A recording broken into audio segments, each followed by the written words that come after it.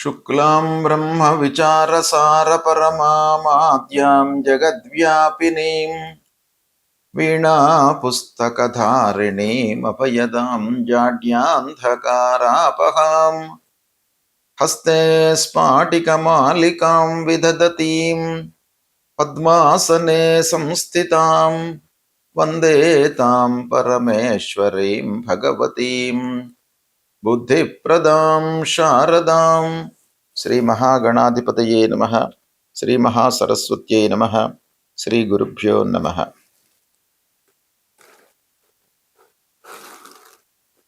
ఖండగ్రాస చంద్రగ్రహణము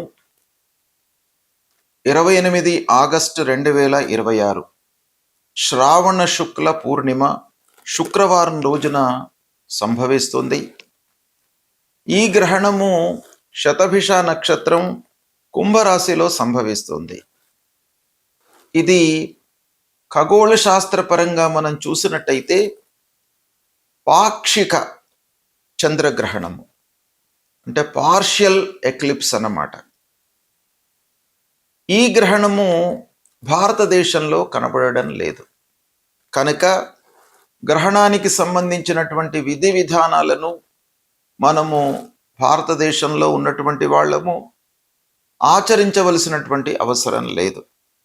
ఎందుకంటే ఈ గ్రహణము సంభవిస్తున్నటువంటి సమయం లోపల చంద్రుడు అస్తమించి ఉన్నాడు భారతదేశంలో కనుక ఈ గ్రహణము భారతదేశంలో కనబడదు కనుక మనము పాటించవలసినటువంటి అవసరము లేదు. అయితే ఖగోళ పరంగా ఈ సంఘటన, ఈ గ్రహణము అనేటువంటి ఒక ఘటన జరుగుతోంది గనక విభిన్న ప్రాంతాలలో ఉన్నటువంటి వాళ్లకు వాళ్ళ లోకల్ టైం ప్రకారంగా గ్రహణము దృగ్గోచరము అవుతోంది. అయితే మన ఇండియన్ స్టాండర్డ్ టైం ప్రకారంగా చూసినట్టయితే ఈ గ్రహణము ఉదయం 8:04 ప్రారంభమయ్యి మధ్యాహ్నం 12:30 ముగుస్తుంది. అంటే ఉదయం పూట చంద్రగ్రహణము అనేటువంటిది సంభవం కాదు, అంటే మనకు కనబడదు. అయితే మొత్తం గ్రహణము 3:17 ఉంటున్నది. ఎక్కడైతే చంద్రుడు కనబడుతూ ఉంటాడో ఆ ప్రాంతాలలో ఈ గ్రహణము దృగ్గోచరం అవుతుంది, అక్కడ కనబడడానికి అవకాశాలు ఉంటాయి. అయితే ఈ 28 ఆగస్టు 2026 రోజున వచ్చేటువంటి గ్రహణము భారతదేశంలో కనబడదు. అయితే గ్రహణము కనిపించే ప్రాంతాలను గనక మనం చూసినట్టయితే అమెరికా ఖండంలో గ్రహణం కనబడుతుంది, యూరప్లో ఎక్కువ భాగంలో కనబడుతుంది, ఆఫ్రికా ఖండంలో కనబడుతుంది, అట్లాంటిక్ మహాసముద్రం పైన ఈ గ్రహణము గోచరమవుతుంది. తర్వాత పశ్చిమ ఆసియాలో కొన్ని ప్రాంతాలలో ఈ గ్రహణము కనిపిస్తుంది. అయితే మళ్ళీ కూడాను చెప్పేది ఏంటంటే భారతదేశంలో ఈ గ్రహణము కనబడదు కనుక విధి విధానాలను పాటించవలసినటువంటి అవసరము లేదు. అయితే ఈ గ్రహణము శతభిష నక్షత్రం కుంభరాశిలో సంభవిస్తుంది గనక ఈ కుంభరాశిలో సంభవిస్తున్నటువంటి గ్రహణము 12 రాశులలో జన్మించినటువంటి వారికి, మేషము నుండి మీనరాశిలో జన్మించినటువంటి జాతకులకు ఎలాంటి ప్రభావాన్ని ఇస్తుంది అనే విషయాన్ని మట్టుకు మనము తెలుసుకోవాలి. ఎందుకంటే గ్రహణ గోచారము గ్రహణము సంభవించిన రోజు నుండి 6 మాసాల వరకు దీని యొక్క ప్రభావం ఉంటుంది అని శాస్త్రం చెప్తోంది. కాబట్టి ఈ గ్రహణం యొక్క సంభావము, దాని యొక్క ఫలితాలు తప్పకుండా 12 రాశుల వారిపై ఉంటాయి.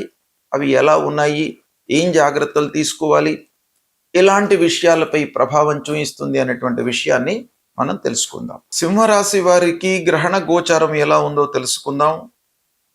28 ఆగస్టు 2026 శ్రావణ శుక్ల పౌర్ణిమ శుక్రవారం రోజున గ్రహణం సంభవిస్తుంది. ఈ గ్రహణము శతభిష నక్షత్రం కుంభరాశిలో సంభవిస్తుంది. అయితే ఈ గ్రహణము భారతదేశంలో కనబడడం లేదు. అయినప్పటికీ కుంభరాశిలో గ్రహణం సంభవిస్తుంది గనక సింహరాశి వారికి సప్తమ స్థానం అవుతుంది. సప్తమ స్థానంలో గ్రహణము సంభవించడం మూలకంగా ఈ సప్తమ స్థానము గ్రహణ గోచార రీత్యా మధ్యమ ఫలితాలను ఇస్తుంది అని మనకు శాస్త్రం చెప్తోంది. కనుక సప్తమ స్థానము దాంపత్యానికి సంబంధించినటువంటి విషయాలలో ప్రభావాన్ని చూయించేటువంటి స్థానం. కనుక భార్యాభర్తలు చాలా ఓపికతో ఉండాలి. ఈ గ్రహణం మూలకంగా ఇద్దరి లోపల కూడాను మాట పెరిగేటువంటి అవకాశాలు ఉంటాయి. అనవసరమైనటువంటి చర్చలకు వివాదాలకు తావివ్వకుండా అభిప్రాయ భేదాలు రాకుండా చూసుకోవడం చాలా మంచిది.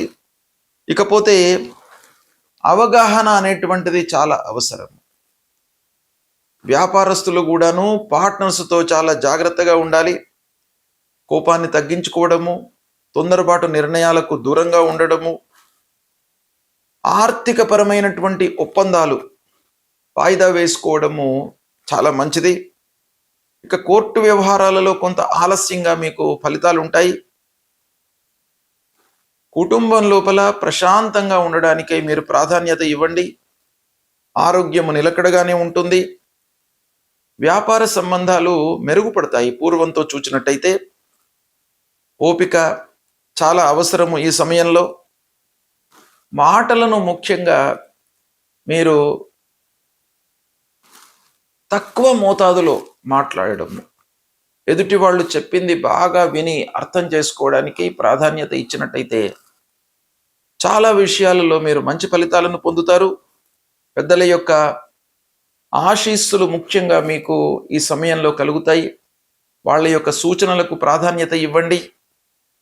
ఆర్థిక స్థితి మట్టుకు మీకు నిలకడగానే ఉంటుంది. ఆర్థికపరమైనటువంటి ఇబ్బందులు గ్రహణం మూలకంగా ఏమి కనబడటం లేదు.